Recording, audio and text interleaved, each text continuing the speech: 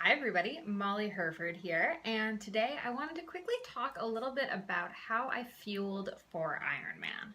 So this is something I've written about extensively, but I know some of you prefer video stuff, so wanted to kind of give this a shot, and if you like it, we'll do a lot more of them. So the first thing about fueling for an Ironman is something I talked a ton about in my book, Fuel Your Ride, and that is that you need to practice and gameplay your nutrition. This was my major limiter the first time I did it, and this time I'm so happy that it wasn't a limiter. That meant that every time I rode or I ran, I actually had to eat and drink on the bike and on the run, which for me is kind of actually difficult. It's something I've really had to work on over the years because I'm kind of like a camel and I can go for a really long time, but it turns out not 112 miles of biking followed by a marathon. So every time I rode, I made sure I got through at least a bottle on a short ride, if not two. I also tried to eat, and I knew exactly what I was going to eat from probably 5 months out, and really focused on training with those foods versus just kind of eating whatever I felt like. So really game playing that stuff is super important. And then the other thing that came into play was race day morning. So it's really crazy with Ironman because it's ridiculously early wake up call, like 3 a.m. kind of thing. So you wake up, you're terrified, your stomach's in knots, you kind of need to hit the porta potty, it gets crazy. So what I did was I knew again that I was gonna have to figure that out. So I was super prepared. And the one thing I really enjoyed eating was these Cliff Bar nut butter bars. They're freaking delicious. And I knew I was going to eat them on the bike, but I also knew I could stomach them in the morning.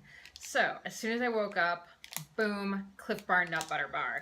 So tasty, and it was just a really quick source of, a lot of simple carbs, a little bit of fat, a little bit of protein, and it really woke me up.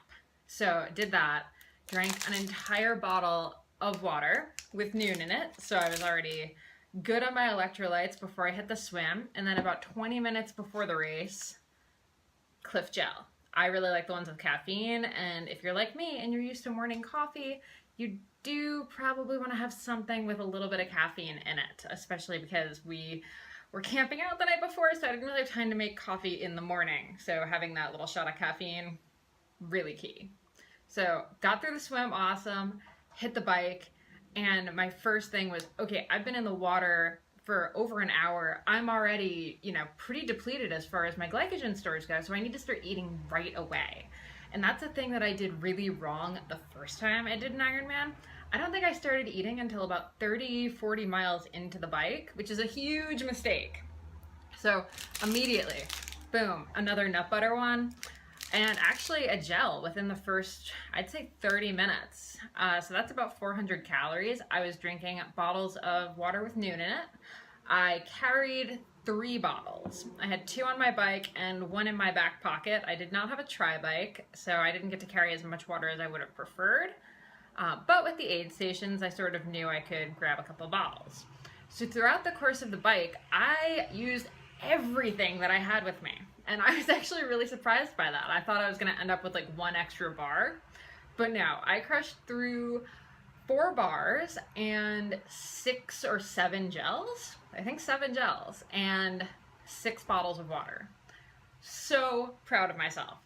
It was such a key thing getting in all of that. So that way when I got to the run, I was not hungry at all. I was feeling really satisfied. But then as soon as I hit the run, every single aid station, I knew they're about 1.5 miles to almost 2 miles apart.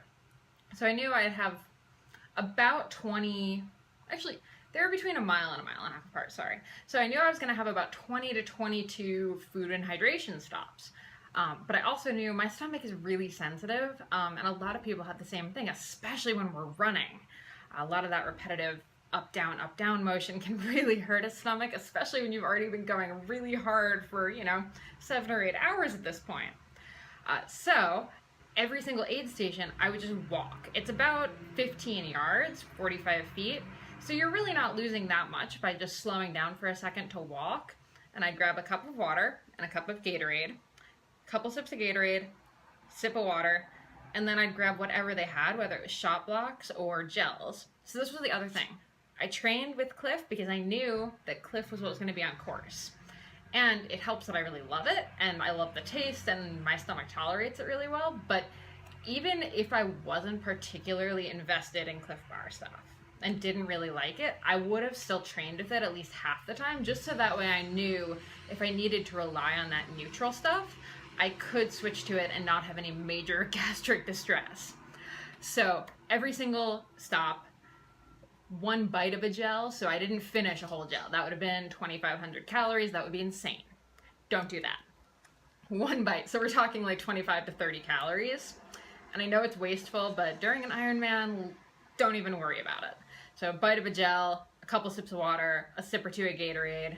By the end of it, I was so tired that all I wanted was the Pepsi at the aid station. So for the last 2 aid stations, all I had was the Pepsi, but that got me through the finish line.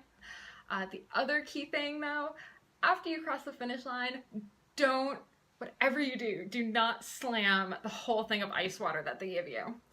It is the fastest way to just destroy your stomach, and I have learned this the hard way.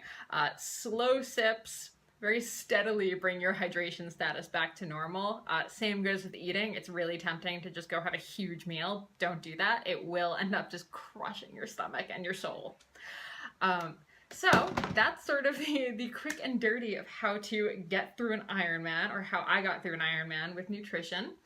If you guys have any questions, I would love it if you drop them into the comments below, and also just let me know if you're enjoying this video thing, because I think this is a really fun way of kind of getting through some of the stuff that I love talking about. Alright, so this is Molly Hurford with the Outdoor Edit. Thanks for tuning in!